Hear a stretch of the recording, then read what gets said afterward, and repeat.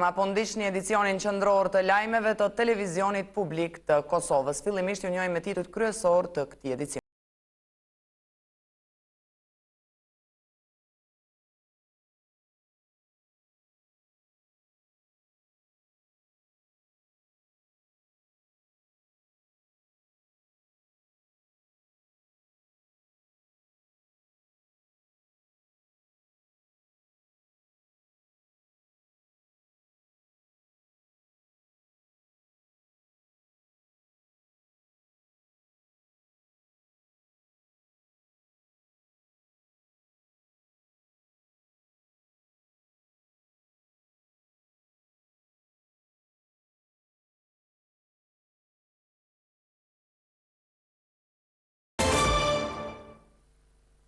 Blinera Sheqirit, 5 vjeçarja e cila për muaj të tërë luftoi me tumorin në mëlçi, ka ndruar jetë me 30 korrik, ndërsa varrimi i saj u bë dje. E tash kur ajo nuk jeton më, familjarët akuzojnë që u këm për diagnostifikim të vonë, e po ashtu Ministrinë e Shëndetësisë për mos informim me kohë për ndarjen e ndihmës prej 90.000 euro për Blinerën, para ato cilat familjarët thonë se nuk arritën as t'i shfrytëzojnë. RTK ka biseduar për këtë çështje edhe me zyrtar të Ministrisë së Shëndetësisë, por mes divizionit për komunikim me publikun dhe Ministrit të Shëndetësisë vijnë deklarata kundërthënëse. Detaje për vdekjen e Blinera Sheqirit dhe problemet e familjarëve me sistemin shëndetësor të Kosovës na sjell kronika e përgatitur nga gazetari Burim Goxhuli. Ditën e premte ju dha lamtumira e fundit Blinera Sheqirit, 5 vjeçares e cila vuante nga kanceri. Ajo ndëroi jetë më 30 korrik në një spital të Lyonit të Francës, duke humbur kështu betejën me tumorin në mëlçi. Fillimisht voglushja Blinera ka pasur një tumor tjetër në veshk, por të cilin me sukses ja larguan doktorët kosovar. E tash kur Blinera nuk jeton më, familjarët e vajzës akuzojnë shëndetësinë kosovare për diagnostikim të vonë të tumorit të dytë, atë në mëlçi. Blinera e ka trajtu bubregën e kanë hirë këtu, ka po një operacion, po njëjtën kohë e ka pos pokoni për hopën edhe në mëlçi. Shëndetësia e Kosovës nuk e ka po që ko tumorin në mëlçi. Qatë gabim nuk e ka po. Se kishë intervenu nashta me kozë, nashta sot i gjallë. RTK ka biseduar me Muharrem Avdiun, drejtori klinikës së pediatrisë në SHKUK, por ai ka thënë se nuk flet për këtë punë në media, por vetëm përpara organeve të drejtësisë. Këtu nuk përfundojnë akuzat e familjarëve për rastin e Blinerës. Në fakt, kur u vërtetua që Blinera ka një tumor të dytë, u desh urgjentisht largimi i vajzës nga Kosova për trajtim të mëtejmë. Familjarëve u duheshin para, prandaj edhe hapën një llogari ku njerëzit dhuruan afër 40.000 euro. Me këto para, Axha i Blinerës më datën 9 tetor të vitit 2014 ju drejtua për ndihmë Ministrisë së Shëndetësisë. Kjo e fundit i ofroi përkraje me 90.000 euro. Por Sheqiri thot se këto para nuk i gëzoi kur, pasi sipas tij, zyrtarët e ministrisë nuk e informuan nëse parat ishin derdhur në llogarinë e spitalit italian Instituto Giannina Gaslini. Pritja pa një lajm nga ministria, Sheqiri thot se i detyroi ta nisnin vajzën për në Lyon të Francës në spitalin Centre Leon Berard. Por 90.000 euro që i ka dhënë Ministria e Shëndetësisë në Itali, kemi marrë vesh para një muaj dite. Ai vllov kur ka orë më mor djalin në Kosovë, se kemi ditë që ka podes. Dhe më thonë u shku me veç ka qysh, formalitet, për Blinerën dhe me mor pasaportën e Blinerës atë. I kanë thonë, çfarë Blinere? Blinera është në Gjenovë të Italisë. Ka thonë qysh është në Gjenovë. Nuk është e vërtetë se Blinera është në Francë. Ka thonë të s'diç ka i të thonë Blinera Sheqiri është në Gjenovë të Italisë. Ministria i ka qitë 90.000 euro. Por një verzion ndryshe vjen nga divizioni komunikimit me publikun i Ministrisë së Shëndetësisë, zyrtarët të cilit nëpërmjet një njoftimi elektronik thonë se kërkesa për trajtim mjekësor është aprovuar 5 ditë pas aplikimit, ndërsa më datën 6 nëntor të vitit e kaluar është miratuar shuma prej 90.000 euro. Këto para sipas Ministrisë janë paguar në adresë të spitalit italian më 19 nëntor të vitit 2014 dhe se janë ndjekur procedurat e duhura për të ndihmuar familjen Sheqiri. Ministria kishte përmbushur të gjitha procedurat që fëmia të merrte mjekimin në spitalin, për fatura e të cilit ka qenë edhe në dosjen e pacientit. Prindi i pacientes, ende pa përfunduar procedurat e pagesës, siç ka kuptuar më vonë ministria, kishte dërguar fëmijën për trajtim në Francë, dhe për këtë gjë nuk e ka informuar fare Ministrinë e Shëndetësisë, e cila vetë se kishte përmbushur të gjitha kushtet që fëmia të trajtohet në një spital adekuat. Por mendim ndryshe nga zyra për informim e Ministrisë së Shëndetësisë ka vetë ministri Imet Rahmani, i cili pranon se ministria nuk ka qenë korrekte në informimin me kohë të familjarëve të pacientes. Vje keq që Blinera ka ndru jetë dhe familjarë ju shpreh ngushëllime. Është keq me humbë fëmin, por them që ka pas probleme tilla të ngjashme në informimin e qytetarëve më herët për dhënien e përkrahjes financiare për trajtimin e zhventit. Madje Rahmani konfirmon se rasti i Blinerës nuk është i vetmi kur janë bërë lëshime të tilla. Nuk ka qenë vetëm rasti i Blinerës kur ajo kontakti me qytetarë ka mungu, po janë gjitha rastet pothuajse që mungon. Deklarata kundërthën se ka dhe në pyetje në RTK se çka ka ndodhur me mjetet e dedikuara për Blinera Sheshirin. Në përgjigjen me shkrim thuhet se ato para kthehen në buxhetin e Kosovës ose shfrytëzohen për pacientë të tjerë, ndërsa ministri Rahmani deklaron se kanë të lashë me mjetet e pashfrytëzuara e të cilat kanë mbetur në llogaritë e spitaleve të huaja. Kem probleme me feedbackun e shfrytëzimit parave dhe kem një plan që të shkojmë në për vendet ku i qojmë pacientët tanë për trajtim dhe të shohmi, të barazohemi shkurt që shtojnë nga aspekt ekonomik dhe ka informacione se kemë shumë fonde që duhet t'i kthejmë brapa ose t'i shfrytëzojmë për pacientët tjerë. Krejt këto dilema për rastin e Blinera Sheshirit pritet të hiqen, pasi familjarët kanë në plan që të drejtohen edhe te organet e drejtësisë. Vazhdojmë tutje me informacionet të tjera. Policia bën apel për ngasësit e automjeteve që të kenë kujdes të shtuar dhe të respektojnë rregullat në trafik. Thot se për 7 muaj ka ndodhur 51 aksidente me fatalitet. Gjatë muajve janar korrekt të vitit 2015, sipas policisë, ka ndodhur 51 aksidente me fatalitet, por kjo shifër është më e vogël krahasuar me periudhën e njëjtë të vitit të kaluar, kur në aksidente në trafik kishin humbur jetën 63 persona.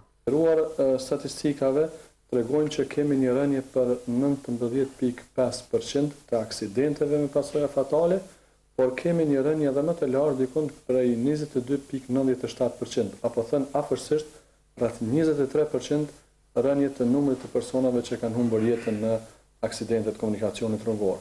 Sipas Kelanit, brenda kësaj periudhe janë shqiptuar rreth 200.000 gjoba për mos respektim të rregullave në trafik. Por nëse i referohemi statistikave të periudhës janar korrekt, mund të them që Policia e Kosovës i ka shqiptuar dikon 179.895 gjoba për gjithë ata kundërvajtës që kanë kryer kundërvajtjen në komunikacion rrugor. Kjo lënë në kuptoj që dikon për 7.27% kemi numër më të vogël të gjobave që kemi shqiptuar këtë periudhë kohore krahasuar me periudhën e njëjtë vitit kaluar. Policia e Kosovës ka marrë masa shtesë duke shtuar kështu prezencën policore në shumë akse rrugore me qëllim të ngritjes më të lartë të vetdijes tek ngasësit e automjeteve. E në lidhje me parandalimin e aksidenteve në komunikacionin rrugor, Policia e Kosovës vazhdon të apelojë tek të gjithë ngasësit e automjeteve që të respektojnë dispozitat ligjore të komunikacionit. E ndërkohë në disa pikë kufitare që lidhin Kosovën me Serbinë, edhe sot janë krijuar kolona me pritje prej kohëzgjatjeve të ndryshme. Policia njofton se në Merdar ka pak pritje deri në 20 minuta, ndërsa në dalje kolona është e gjatë dhe pritjet zgjasin deri në 5 orë gjysmë.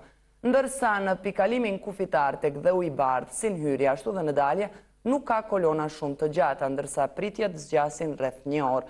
Situata e ngjashme është edhe në pikalimin kufitar Mutivod, derisa në Muqibab si një hyrje, po ashtu edhe në dalje nuk ka pritje të gjata.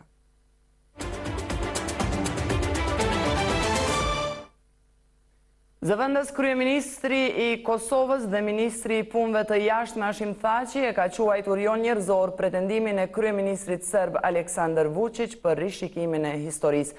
Thaçi është përgjigjur kryeministrit Serbisë Vučić, i cili ka paralajmëruar se në konferencën e ardhshme për Ballkanin Perëndimor në Vjenë do të propozojë që të caktohet një ditë e përbashkët e përkujtimit të viktimave në konfliktin në hapësirën e ish-Jugosllavisë.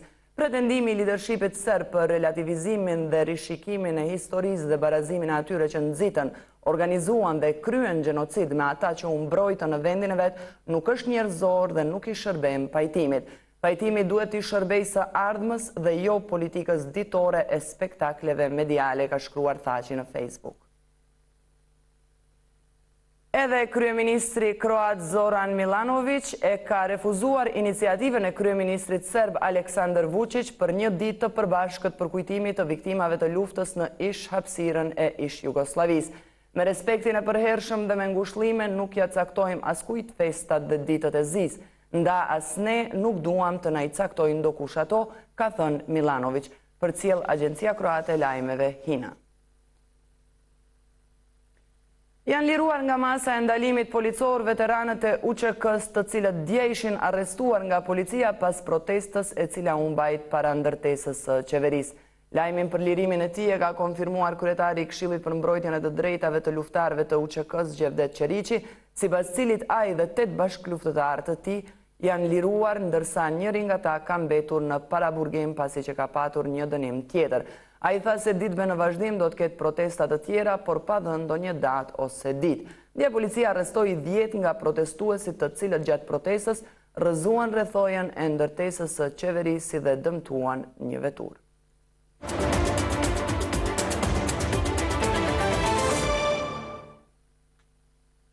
Deklarata e kryeministrit Isa Mustafa për rritjen e investimeve të jashtme dhe kritikat e analistëve rreth asaj se çka po bën qeveria në kuadër të reformave ekonomike janë tema për cilat do të bisedojmë sonte me ministrin e Punës dhe Mirëqenies Sociale, njerëzëdhënësin e qeverisë Arban Abrashi. Zoti Abrashi, mirë mbrëma dhe mirë se erdhët në studiot e RTK-s. Mirë mbrëma, mirë se u gjej. Atëherë qeveria ka folur për gjithë këto rritje ekonomike, rritjen e investimeve që ka ndodhur si vjet në Kosovë. Njohësit ekonomik e kanë kritikuar këtë. Çfarë keni ju për të thënë?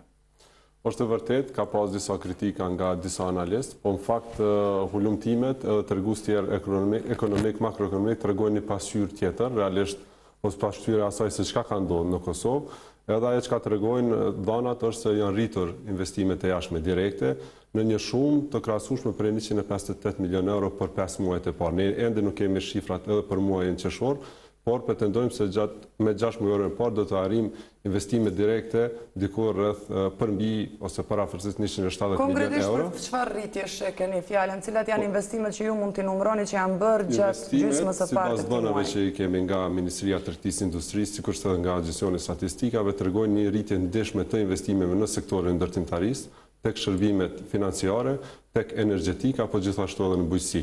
Këto sektor kanë shënuar rritje të mirë dhe kanë ndikuar në këtë rritje të përgjithshme krahasuar me vitet e kaluara, është ndoshta edhe dyfishim nga viti 2014, por një rritje konsiderueshme edhe me vitin 2013 dhe 2012. Pra janë indikator të një klime të favorshme të bërit biznes dhe besoj që arritjet cilat e ka bërë qeveria si ndryshimi i pakës fiskale, falja e borxheve, marrëveshja me FMN kanë ndikuar që bizneset të shohin një parashikueshmëri, të kenë parashikueshmëri dhe të besojnë këtij sistemi ekonomik, realisht edhe ka bërë që të kenë investime dhe besoj që këto në 6 muajorën e dytë do të pasojnë edhe rritje edhe më të madhe. Jo këtë trend, por trend edhe më të madh. Ju keni thënë se qeveria ka marrë parasysh në masë të madhe të gjitha kërkesat e bizneseve. A mund të na thoni kur bizneset do të arrijnë të ndjejnë këto lehtësi fiskale?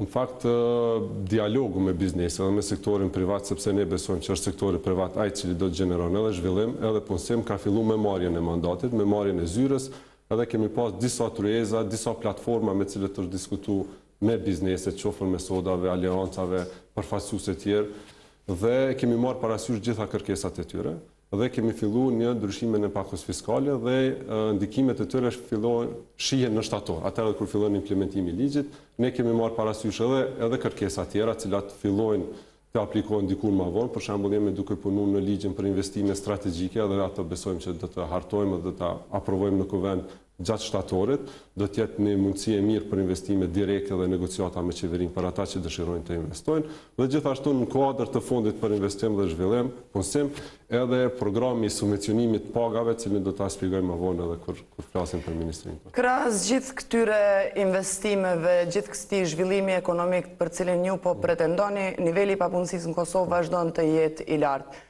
Çka konkretisht po bëni ju për të ulur numrin e papunësisë, nivelin e papunësisë? Si ministri kemi filluar disa skema të subvencionimit apo disa skema të masat aktive tregut të punësh, ashtu si gjuhën profesionale, dhe ka të bëjë me përkrajën e bizneseve të vogla dhe të mesme në gjenerimin e punësimit, në vetë punësim, në 2 fusha konkrete, cilat i udhëheq Ministria e Punës dhe Mirëqenies këtë rast. Gjithashtu edhe ministri tjera janë duke punuar, njëra prej tyre është ligji për investime strategjike që përmenda më herët, po të kthehemi në ministrinë tonë, janë projekti i subvencionimit të pagave, cilën jemi në fazën testuese, ne kemi filluar fazën në korrik, kemi marrë aplikacionet nga biznesi dhe gjatë muajve vijim pas seleksionimit ne do të bëjmë subvencionime në së paku 500 personave të cilët punsojnë, do të subvencionimit pagave, dhe besoj që në fund vitit do të fillojmë edhe 2-3 faza të reja të tjera, që synojmë të kemi diku së paku 1500 persona në kuadër kësaj faze. Gjithashtu kemi filluar edhe projektin të granteve të vogla për vetpunësim, janë 2 projekte të cilat kemi filluar dhe do të targetojmë diku rreth 500 kompani të vogla, cilët ne do t'i përkrojmë në blerjen e pajisjeve apo në gjenerim të mësimit. To janë vetëm në kuadër të Ministrisë së Punës dhe Mirëqenies Sociale, patjetër se ministrit tjera kanë projekte konkrete edhe tjera cilat ndikojnë në këtë numër në ndikimin në uljen e papunësisë. Faleminderit. Ju urojmë suksese. Do të vazhdojmë me temat të tjera. Dukuria e pasivizimit të vendbanimeve për qytetarët shqiptar të Luginës së Preshevës nga ana e Ministrisë Serbe të Punëve të Brendshme, por shqetëson shqiptarët e kësaj zone.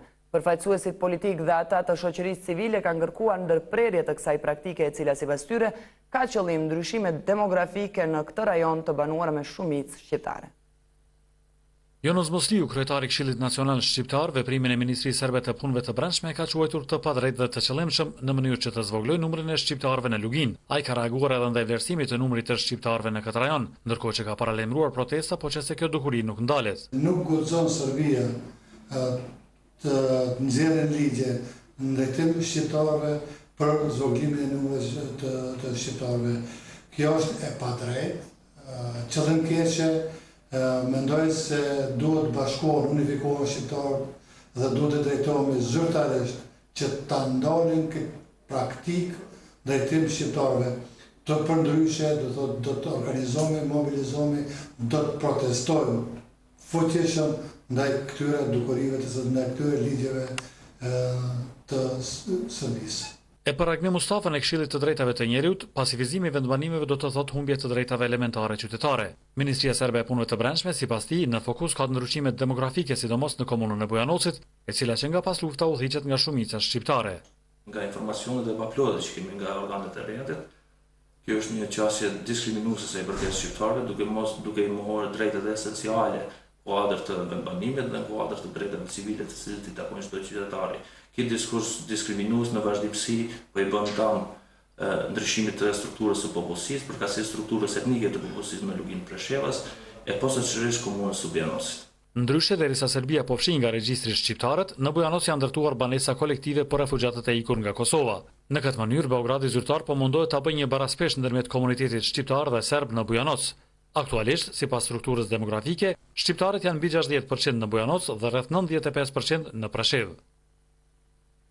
Më në fund një lajm i mirë për banorët e Klinës. Pas 16 vjetësh me mungesë të ujit të pishëm, ata tashmë do të kenë fabrikën për përpunimin e ujit. Projekt ky i cili ka kushtuar 2 milion euro.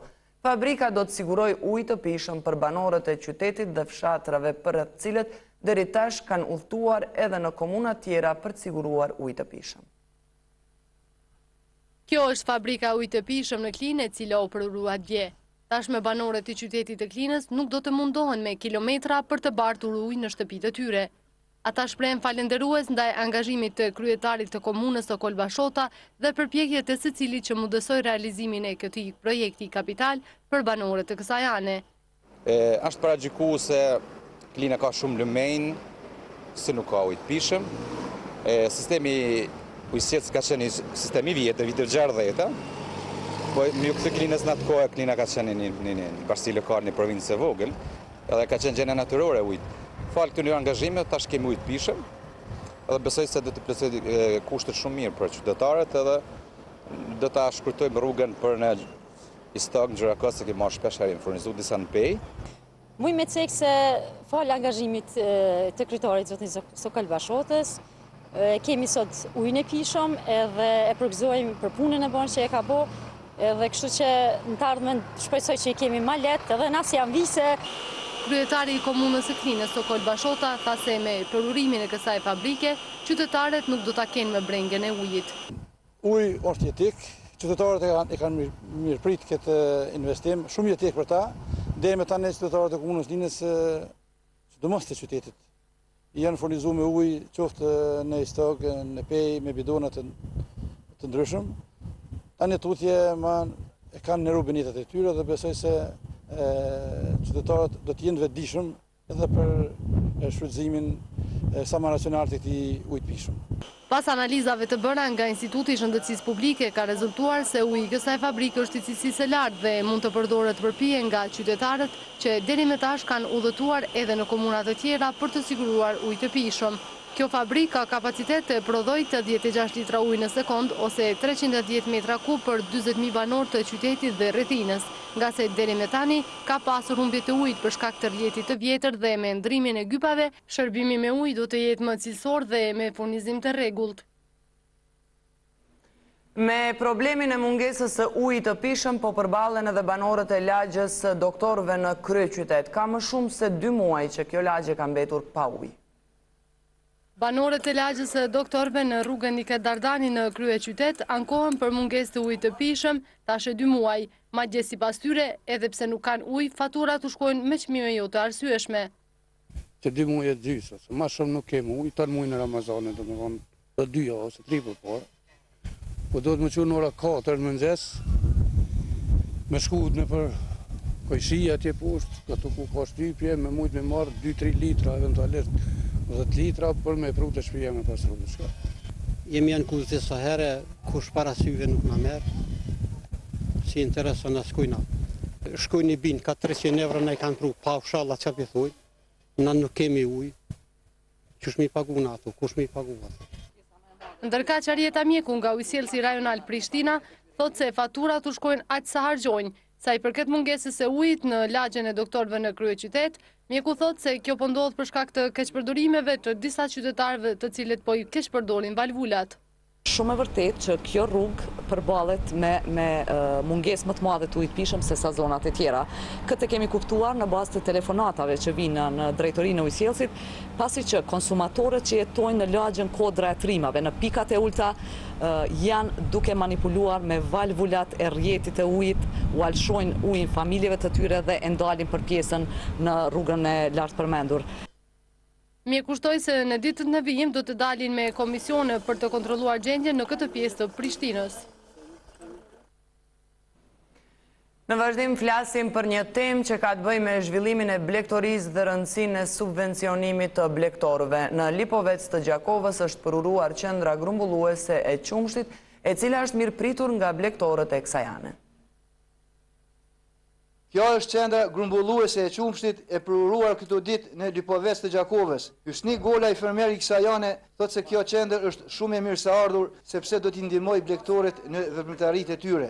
Hera parë prej mas lufte është kjo qeveri, cila ka ndihmuar sektorin e bujqësisë dhe të blegtorisë regionin e Vasit. Asnjëherë nuk e ndihmu mas lufte, kurse kanë vepruar deri në 30 deri në 40 kilometra në pika grumbulluese që ta çojnë Qumshtin. Kurse sot e kanë pika më e larta e këtij fshati që është 6 deri në 7 kilometra. Fermerët të cilët binë Qumshtin tonë, domosdoshmë është i cilësisë lartë, bën analizat të përgjithshme të Qumshtit edhe të ndyrës. Me këtë rast kryetaria e Gjakovës Mimoza Kusari Lila tha se zhvillimi i bujqësisë dhe blegtorisë mbetet ndër prioritetet e komunës. Pa një bujqësi të mirëfillt dhe pa një blegtori të mirëfillt, edhe komuna ajo nuk mundet me pas një zhvillim të mirëfillt. Për shkak se kemi një potencial të madh, kemi kapacitete, po gjithashtu edhe fuqi punëtore e cila mund të jetë ajo e cila vetë punësohet, çka është edhe synimi ynë. E shohim si sferën e agrobiznesit në përgjithësi, si një sferë tepër të rëndësishme për punësim. Ndërkaq, Bekim Ermeni, drejtor për bujqësi dhe zhvillim rural në Gjakovë, tha se në zonën e Hasit ka shumë fermer të vyeshëm që merren me blegtori. Sipas tij, hasianet kanë pasur nevojë për një qendër të tillë grumbulluese. Ne kemi bërë një studim të fizibilitetit, bashkërisht edhe me përfaqësues të bashkisë lokale. Këtu ka kapacitetet mjaftueshme të Qumshtit, e cila prodhohet në këtë pjesë dhe ne po konsiderojmë që përmes kësaj qendre të ndihmojmë fermerët të ulim kostën e tyre të transportit, për shkak se atyre po ju duhet një largësi që ta përcjellin Qumshtin deri në Rogova apo në Gjakovë, Qendra e re grumbulluese është pajisur me aparaturë moderne, ndërsa është investim i komunës së Gjakovës.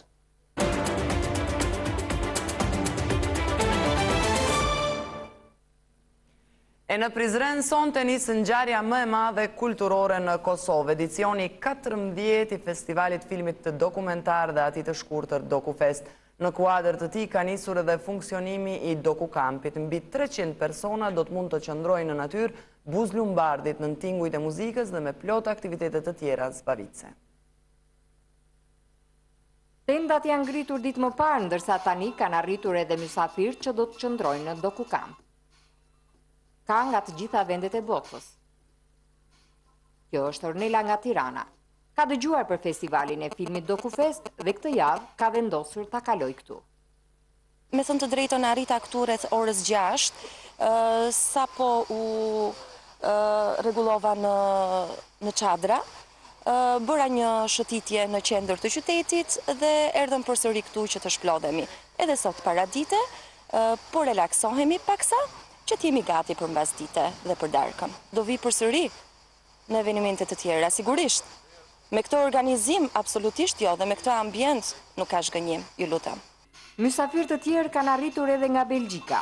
Ata thonë se i ndërpren pushimet në Ballkan për të marrë pjesë në DokuFest. Është hera ime e parë në Kosovë. Erdha nga Beogradi sot në mëngjes. Më pëlqeu qyteti, ura, dhe pastaj erdha në DokuKamp, ku më la mbresa natyra dhe akomodimi këtu. Dhe mezi po e pres mbrëmje në DokuFestit. Isha në Serbi kur mora vesh për festivalin dhe anullova planet e mia atje, vendosa të vinë në Prizren. Menaxherët e DokuKampit thonë se këtë vit janë më të organizuar, ndërsa deri tani janë vendosur 30 tenda. Mundën me ardhe me tendat veta, kemi hapësirë edhe në thonën atje, do me thonë ku mund mu vendos me zgjedh vendin afër lumit ose knena ose me gjithë një ratë. Edhe çfarë organizohet në DokuKamp? Cilat do të jenë aktivitetet? Aktivitetet të mbrëmjes mas shumti, se gjatë ditës shumica e vizitorëve shkojnë në qytet ta shikojnë një film ose ta shikojnë qytetin, historinë e qytetit tonë, më në fund vinë këtu.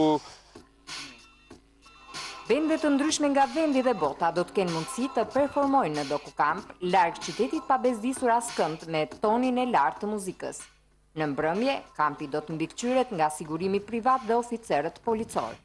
Kapaciteti i kampit arrin në 300 persona, ndërsa nuk lejohen të qëndrojnë fëmijët nën moshën 18 vjeç pa praninë e prindërve.